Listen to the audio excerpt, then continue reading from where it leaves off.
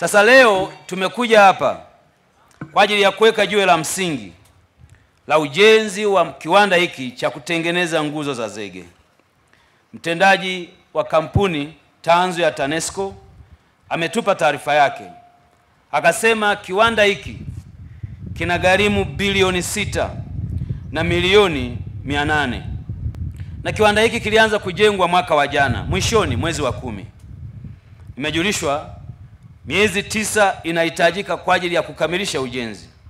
Sasa wameomba kwamba wanahitaji fedha bilioni 4 ili tukamilishe mradi huu.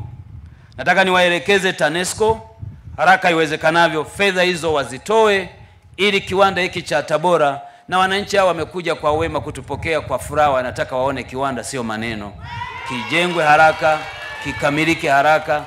Jamani, hakuna jambo baya kama tuje hapa muache shughuli zenu, baada ya muda tuwaletee hadithi. Unajua bwana, baada ya kuwa umekuja mkaweka jiwe la msingi tulipata changamoto. Changamoto haziishi, ni visingizio. Nataka kuona kiwanda hiki kinakamilika kwa haraka, kwa sababu Mheshimiwa Rais mwenyewe alishaelekeza kwamba angetaka kuona nguzo za zege zinazalishwa kwa wingi. Sasa kazi ya kujenga viwanda vya namna hii tunaifanya kwenye mikoa mingine.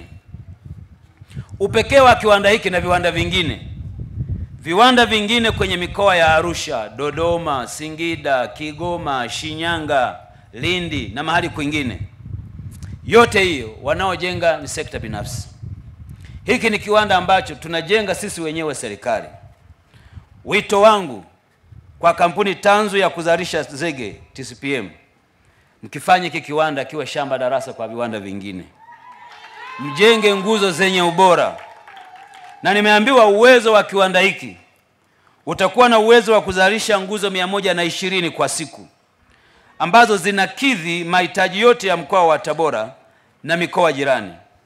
Nataka niwahakikishie kuwa tutasimamia kwa nguvu zetu zote, sisi sekta ya nishati, lakini muhimu zaidi tunao wataalamu wazuri walio kwenye kampuni hiyo ya TCPM, lakini pamoja na kampuni mama ya TANESCO, ambao akili yao na nguvu zao zote watazielekeza hapa Tabora ili tukamilishe hili jambo.